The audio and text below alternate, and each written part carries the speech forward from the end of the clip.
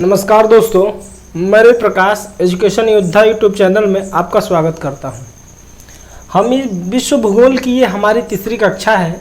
हम इसमें पृथ्वी की उत्पत्ति एवं विकास का अध्ययन करेंगे। हम इसके पिछली दो कक्षाओं में भूगोल से रिलेटेड जो कुछ भी महत्वपूर्ण टॉपिक्स थे मैंने उनको कवर किया है, और ये विश्व भूगोल की यह हमारी दूसरी कक्षा है जिसमें हम पढ़ेंगे पृथ्वी की उत्पत्ति एवं विकास। ठीक है ना।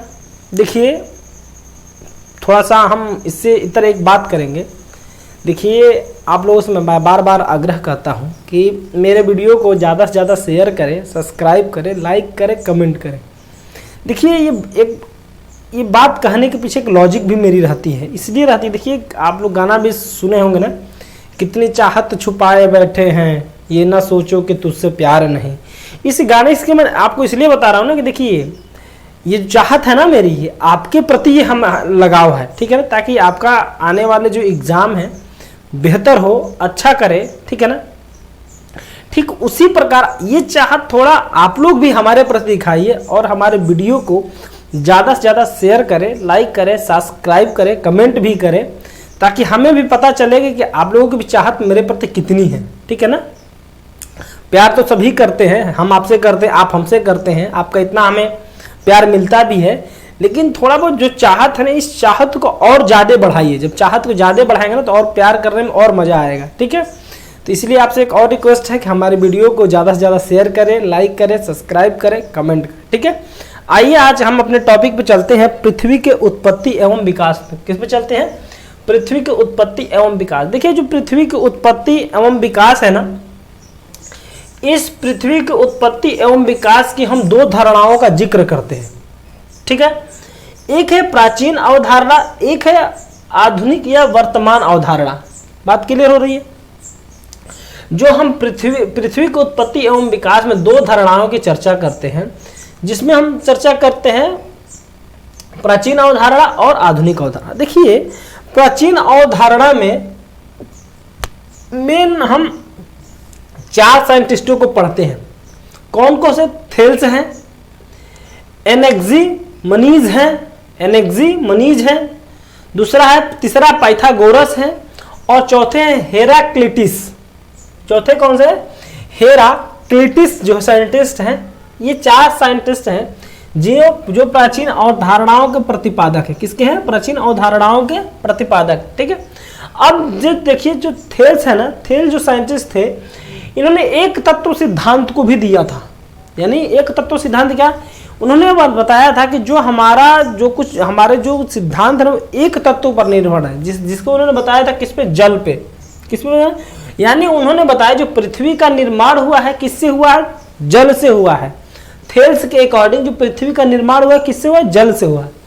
दूसरे जो है हमारे एनेक्सामेनीज हैं, ये बहुत तत्व की बात करते हैं, बहुत तत्व सिद्धांत की बात करते हैं। यानी इन्होंने वायु को बनाया, वायु को आधार बनाकर बोला है कि जो पृथ्वी की उत्पत्ति है वायु से हुआ है। जिसे वायु कई प्रकार की गैसों से मिलकर बना है, ठीक उसी प्रकार पृथ्वी भी बहुत तत्वों से मिलकर बनी है। बात क्लियर होगी? ठीक है।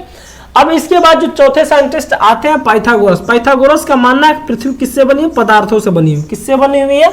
पदार्थों से बनी हुई। क्लियर बात? चौथा है हेराक्लिटिस। क्या है? हेराक्लिटिस है। क्या है? देखिए, थोड़ा प्रोनाउंसिएशन करने में दिक्कत हो रही है, आप लोग भी थोड़ा ध्यान से प्रोनाउंसिएशन करें। हेराक्लिटिस है, हेराक्लिटस। क्या है? हेराक्लिटस। बार बार आप भी पढ़ेंगे तभी आएगा ये, क्योंकि थोड़ा टफ है ये। हेराक्लिटस जो है, इन्होंने किसको माना है? अग्नि को बेस बना करके पृथ्वी की उत्पत्ति के बारे में बताया है। क्लियर होगी? आइए, अब देखिए, इस पृथ्वी पर तीन तरह के मंडल पाए जाते हैं: स्थल मंडल, जल मंडल, वायुमंडल। एक है जैव मंडल, जो तीनों मंडलों का मिश्रण होता है। देखिए, इस पृथ्वी पर आप देखिए, पृथ्वी पर जीवन क्यों संभव है? पृथ्वी पर जीवन संभव इसीलिए है कि यहाँ का स्थल मंडल, जल मंडल और वायुमंडल तीनों का मिश्रण पाया जाता है। इसीलिए यहाँ जैव मंडल भी पाया जाता है। क्या पाया जाता है? जैव मंडल भी पाया। देख रहे ना, ये स्थल मंडल होता है, ये जल मंडल होता है, ये वायुमंडल होता है। इसी के जहाँ तीनों का ये मिश्रण होता है ना, इसी के तीनों के मिश्रण वाले एरिया को हम जैव मंडल बोलते हैं। जैव मंडल यानी जहां पर जीव रहते हैं। कहाँ रहते हैं? जीव। देखिए स्थल मंडल वह भूभाग, वह पृथ्वी का भूभाग है जो कठोर संरचना से बना हुआ है। किससे बना हुआ है? कठोर संरचना से बना हुआ है, उसे हम स्थल मंडल बोलते हैं। जल मंडल यानी पृथ्वी पर जो पृथ्वी की सतह पर जो जल का क्षेत्र है उसे हम जल मंडल बोलते हैं। और पृथ्वी पर जो वायु का क्षेत्र होता है, वायु के क्षेत्र को हम क्या बोलते हैं? वायुमंडल बोलते हैं। क्या बोलते हैं? वायुमंडल। इन तीनों क्षेत्रों को मिलाकर के जो क्षेत्र का निर्माण होता है, जहां हम क्या बोलते हैं? जैव मंडल। क्या बोलते हैं? जैव मंडल। इसी जैव मंडल पे जीवों का आवास होता है। इसी जैव मंडल पे जीवों का आवास होता है, यानी जीव नहीं, हम सबका आवास इसी जैव मंडल में होता है। बात क्लियर होगी?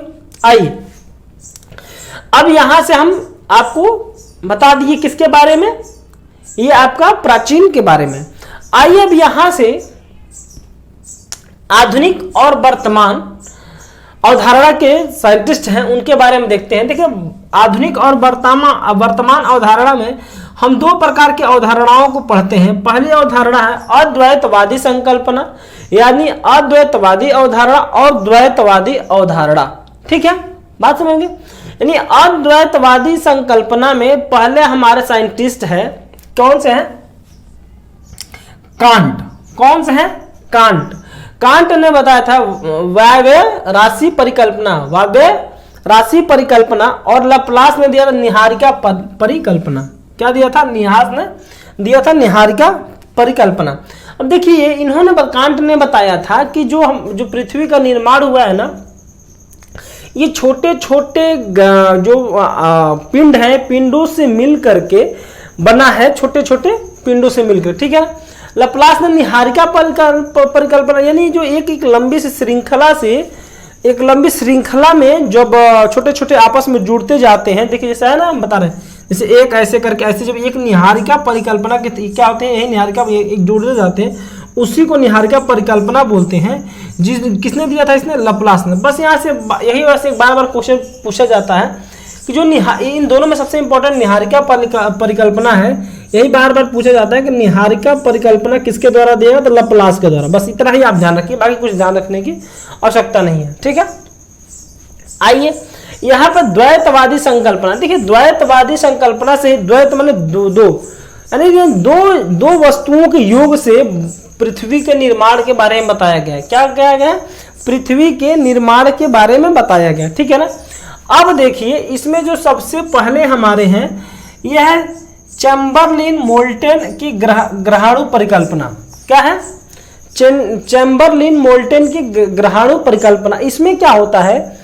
जो सहायक तारे होते हैं ना, जो सहायक तारे सूर्य के नजदीक होते हैं, और जब ये सूर्य के जैसे मान लीजिए सूर्य है, अब इस सूर्य के जो सहायक तारे जब यहाँ से पास ही गुजरते हैं ना, तो जो इस सूर्य से क्या ऊपर से जो छोटे छोटे ग्रहाणु होते हैं ना, उसको आपस में लेकर के निकल जाते हैं। क्या निकल जाते हैं? इसी ग्रहाणुओं से क्या है, हमारे पृथ्वी का निर्माण है। यही बताता है हमारे चैम्बरलिन मोल्टन ग्रहाणु परिकल्पना। बात क्लियर हो गई? आपकी बात तो क्लियर हो गई। अब यहाँ से जेम्स जीन जेफरी की ज्वारीय परिकल्पना। बस ये देखिए, ये यहाँ से देखिए, इनसे क्वेश्चन पूछेगा नहीं आपको, मैं बस एक आपको थॉट बता रहा हूँ, ताकि आपका एक जो मोटा मोटी जो पृथ्वी की उत्पत्ति के विकास के बारे में ना, वो बस आपको पता चल जाए। और थोड़ा बहुत बार कभी कभी क्वेश्चन उठा देता है कि ये परिकल्पना किसके द्वारा दिया गया है। तो बस आपको बस यही इसी बात ध्यान रखना है कि जो ज्वारीय परिकल्पना ना, ज्वारीय परिकल्पना जीन जेम्स और जेफरी के द्वारा दिया गया था। जेम्स जीन जेफरी के द्वारा यह हमारे ज्वारीय परिकल्पना दिया गया था। क्लियर बात हो गई। अब आइए बिग बैंग थियरी। देखिए मैं आपको बहुत पहले ही बताया था, बिग बैंग थियरी ही आज के वर्तमान समय में सबसे प्रचलित क्या है? थियरी मानी जाती है। जॉर्ज लेमेत्रे के द्वारा दिया गया यह थियरी है। यही थियरी सबसे इंपॉर्टेंट आज भूगोल में मानी जाती है। कौन सी? बिग बैंग थियरी, यही क्या है, सुपरनोवा विस्फोट के बाद से बिग बैंग जॉर्ज लेमेत्रे ने बताया कि जो एक संकुचित छोटे छोटे पिंडों से मिल करके इसमें एक सुपरनोवा विस्फोट महाविस्फोट हुआ। इसी महाविस्फोट से हमारा किसका हुआ, पृथ्वी की उत्पत्ति और विकास हुआ। और यही सबसे प्रचलित हमारी थियरी कौन सी है, बिग बैंग थियरी। कौन सी थियरी है, बिग बैंग थियरी है, जो जॉर्ज लेमेत्रे के द्वारा दिया गया। यही क्वेश्चन आपको बार बार एग्जाम में पूछता है कि जो बिग बैंग थियरी है ना, ये कौन दिया था। बार बार एग्जाम में यही पूछता है कि बिग बैंग जो थियरी है ये किसके द्वारा दिया गया था। क्लियर होगी बात। आइए अब यहां से हमारे आधुनिक और प्राचीन बातें क्लियर हो। देखिए जो हमारा पृथ्वी है ना, पृथ्वी के विकास पे जब जैसे जैसे पृथ्वी का विकास उस पर अनेक मंडलों का हुआ, जैसे स्थल मंडल, जल मंडल, वायुमंडल। तो इस स्थल मंडल पे अनेक भूभागों का निर्माण हुआ है।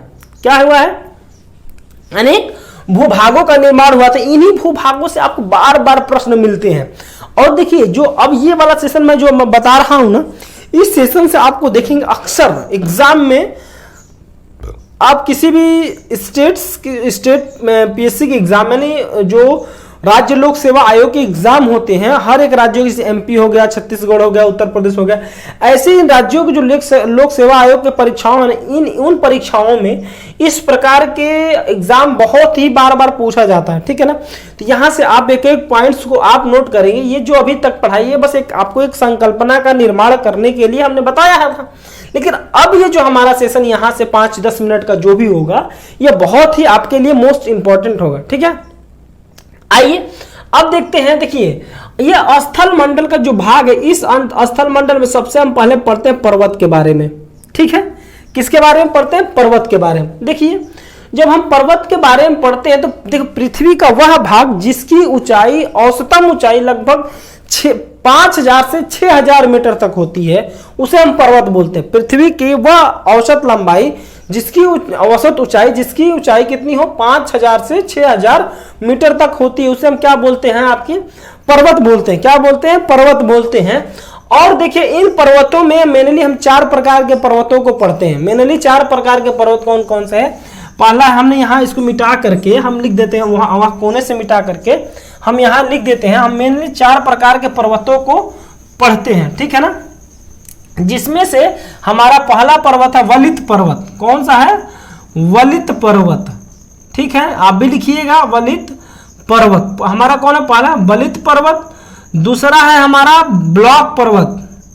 कौन सा है, ब्लॉक पर्वत। ठीक है। तीसरा है ज्वालामुखी पर्वत, लिखिए आप भी, ज्वालामुखी पर्वत। और चौथा है हमारा अवशिष्ट पर्वत। ठीक है ना, अवशिष्ट पर्वत। अभी इन 4 प्रकार के आइए हम इन्हीं 4 प्रकार के पर्वतों के बारे में पढ़ेंगे। ठीक है ना।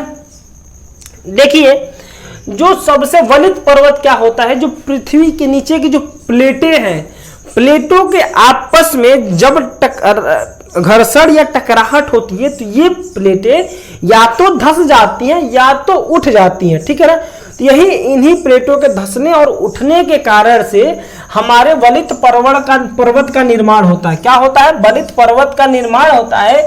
इस वलित पर्वत के इन वलित पर्वत के जो उदाहरण है ना, कौन कौन से हैं, रॉकीज है, एंडीज है, हिमालय है। आपको ये बार बार एग्जाम में दे देगा आपको 4 पर्वतों का और पूछ देगा इसमें से कौन सा ऐसा जो पर्वत जो वलित पर्वत है। ठीक है ना।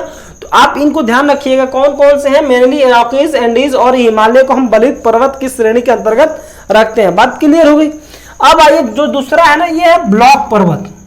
देखिए ब्लॉक पर्वत होता क्या है, ब्लॉक पर्वत होता है जो 2 नदी घाटियों के बीच में, जो नदी ब्रंश घाटियों के बीच में पर्वत होता है, उसे हम ब्लॉक पर्वत है। जो ब्लॉक पर्वत दरअसल होता क्या ना कि जो 2 नदियों के द्वारा गहरे करने के कारण जो स्थल भाग होता है बहुत ही ऊंचा हो जाता है, जिसे वो पर्वत के समान दिखाई देता है, उसे हम क्या कहते हैं, ब्लॉक पर्वत बोलते हैं। क्या बोलते हैं, ब्लॉक पर्वत। इस ब्लॉक पर्वत में सबसे भारत का एक है सतपुड़ा। क्या है, भारत का है सतपुड़ा पर्वत, जो कहाँ है, ब्लॉक पर्वत का उदाहरण है। एक पाकिस्तान में साल्ट रेंज पर्वत। कौन सा है, साल्ट रेंज पाकिस्तान को, वो भी किसका, ब्लॉक पर्वत का उदाहरण है। एक अमेरिका के कैलिफोर्निया राज्य में सियरा निवादा, कौन सा है, सियरा निवादा, ये भी क्या है, एक ब्लॉक पर्वत का ही उदाहरण है, इसको ध्यान रखिएगा। अब आइए देखते हैं हम ज्वालामुखी पर्वत के बारे में। क्या है ज्वालामुखी? अब देखिए ज्वालामुखी पर्वत, ज्वालामुखी से कैसे पर्वत का निर्माण, जब देखिए जब ज्वालामुखी का उद्गार होता है ना, तो जब ज्वालामुखी का उद्गार होता है तो ज्वालामुखी अपने साथ बहुत सारे लावा लाती है। क्या लाती है? ज्वालामुखी के मुंह से बहुत ज्यादा मात्रा में लावा निकलती है, और इस लावा के कुछ टाइम के बाद ठंडा हो जाने के कारण से वह एक पर्वत का निर्माण हो जाता है। क्या होता है? एक ठंडा हो जाता है तो एक कठोर चट्टान बन जाता है। कठोर चट्टान से यह एक क्या हो जाता है आपका, ये ऐसे ज्वालामुखी ऐसे निकलता है, और ऐसे निकलने के कारण ये क्या होता है, इधर पूरा सब लावा आ जाता है। लावा के कारण यहाँ से ऐसे लावा, यहाँ से ऐसे लावा, यहाँ से ऐसे लावा के कारण क्या होता है, एक पर्वत का निर्माण हो जाता है, जिससे हम क्या बोलते हैं, ज्वालामुखी पर्वत। अब इन ज्वालामुखी पर्वत में का उदाहरण देखिए, ये सबसे ज्वालामुखी पर्वत जो है सबसे इंपॉर्टेंट है, क्योंकि यहीं से एग्जाम में क्वेश्चन पूछ लेता है बार बार। देखिए अमेरिका का एक पर्वत है माउंट रेनियर। ये जो माउंट रेनियर कई बार एग्जाम में पूछा गया, कहाँ है, अमेरिका में है। ये ज्वालामुखी पर्वत का उदाहरण है, क्लियर। दूसरा का है जापान का फ्यूजियामा। जो जापान का फ्यूजियामा है पर्वत है, वो भी क्या है आपका ज्वालामुखी पर्वत है। और तांजानिया का है किलिमंजारो पर्वत। तंजानिया देश में एक पर्वत है किलिमंजारो, वहां भी क्या है, जो ज्वालामुखी। जो जापान का फ्यूजियामा है ना, ये मोस्ट इंपॉर्टेंट है, बार बार एग्जाम में पूछा गया है, ठीक है, इसलिए इसको आप ध्यान रखेंगे। आइए अवशिष्ट पर्वत। देखिए अवशिष्ट पर्वत क्या होता है? अवशिष्ट पर्वत वो पर्वत होता है जो बहुत ही पुराना होता है, और नदियों और हवाओं के वेग के कारण जो पर्वतें कट छट जाते हैं, जिनकी ऊंचाई कम हो जाती है, जो बहुत पुराने होते हैं, उसे हम अवशिष्ट पर्वत बोलते हैं। क्या बोलते हैं? अवशिष्ट पर्वत बोलते हैं। अवशिष्ट पर्वत में हम अरावली, भारत में अरावली, विंध्यवन, और एक अमेरिका का पर्वत है आपलेशियन पर्वत, वो क्या है आपका अवशिष्ट पर्वत का उदाहरण है। अपलेशियन पर्वत किसका उदाहरण है? अवशिष्ट का उदाहरण जो अमेरिका राज्य में है। ये बात क्लियर हो गई। तो स्थल मंडल का एक भाग जो पर्वत था उसको मैंने आपको बताया। आइए अब हम देखते हैं पठारीय भाग। क्या है? पठारीय भाग। पहला पठारीय में पठार हम पढ़ते हैं। देखिए पठार होता क्या है? देखिए जो पठार की औसतम ऊंचाई होती है ना, लगभग 500 से 1000 मीटर तक होता है। जो और पठार का देखिए पठारी क्षेत्र वो क्षेत्र होता है। पठार और पर्वत में अंतर ये होता है, पठार पर शिखर पाए जाते हैं, लेकिन जो पर्वत पर शिखर पाया जाता है, लेकिन पठार पर शिखर नहीं, समतल पाया जाता है। और इसकी ऊंचाई, औसतम ऊंचाई लगभग 500 मीटर तक होती है। लगभग 500 मीटर तक होती है, ठीक है। और उसके शिखर पर माने समतल जो ऊपर का ऊपरी भाग होता है, उस पर मैदानी एरिया होता है, जिस पर रहने योग्य भूमि होती है। लेकिन जो पर्वत होता है, पर्वत के जो होता है वो शिखर नुमा होता है, चोटियां होती जो रहने लायक नहीं होता, जो बहुत ऊंची होती हैं और खाई ढलान वाली होती हैं, जिसके कारण वहां रहना संभव नहीं होता है। और जिसका शिखर भाग समतल होता है उसको हम पठार बोलते हैं, ठीक है। तो आइए अब देखिए पठार में 3 प्रकार के हम पठार पढ़ते हैं। अंतर पर्वतीय पठार, गिरिपदीय पठार और महाद्वीपीय पठार, ठीक है ना। अंतर पर्वतीय पठार का मतलब वो होता है, अंतर का मतलब होता है बीच में, पर्वतीय का मतलब होता है पर्वत, यानी जो पर्वतों के ऐसा पठार जो पर्वतों के बीच में होता है उसे हम अंतरा पर्वतीय पठार बोलते हैं। क्या बोलते हैं? अंतरा पर्वतीय पठार बोलते हैं। इस अंतरा पर्वतीय पठार में 2 पठार होता है, तिब्बत का पठार, एक बोलिविया का पठार। दोनों का एग्जाम्पल भी मैं बता दिया, तिब्बत का पठार, एक बोलिविया का पठार किसका है? अंतरा पर्वतीय का उदाहरण है। देखिए अब गिरिपदीय पठार, गिरि का मतलब होता है पहाड़, पदीय का मतलब होता है उसका पाद यानी उसका पैर, यानी जो पहाड़ों के पैर के नीचे का जो पठार होता है ना, गिरिपदीय पठार यानी जो बड़े ऊंचे ऊंचे पहाड़ होते हैं उनके जो नीचे वाला पठारी एरिया होता है उसको हम बोलते हैं गिरिपदीय पठार। क्या बोलते हैं? गिरिपदीय पठार। गिरिपदीय पठार का उदाहरण है पैटागोनिया का पठार जो दक्षिणी अमेरिका में है। कहाँ है?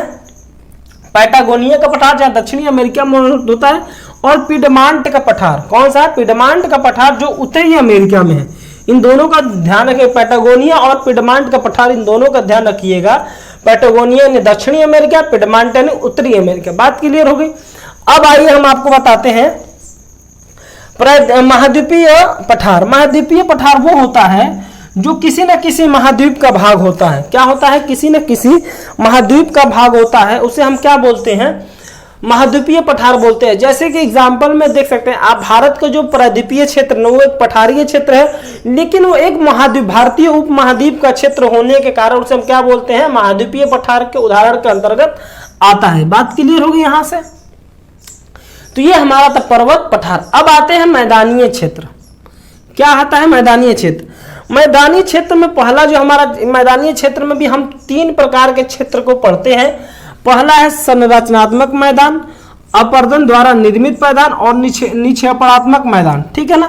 ठीक है। संरचनात्मक मैदान वो होता है जो संरचनाओं के द्वारा निर्मित हो जाए, जो पृथ्वी के संरचनाओं के द्वारा निर्मित होता है, उसे हम संरचनात्मक मैदान बोलते हैं। क्या बोलते हैं? संरचनात्मक मैदान बोलते हैं। बात क्लियर?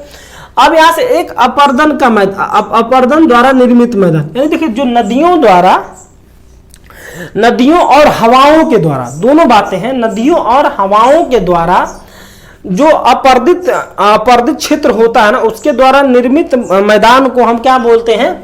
अपरदन द्वारा निर्मित मैदान बोलते हैं। इसमें देखिए बारिश के द्वारा, हवाओं के द्वारा, नदियों के द्वारा क्या होता है? ये मैदान का निर्माण कर दिया जाता है, जिसे हम अपरदन द्वारा निर्मित मैदान बोलते हैं। क्लियर होगी बात?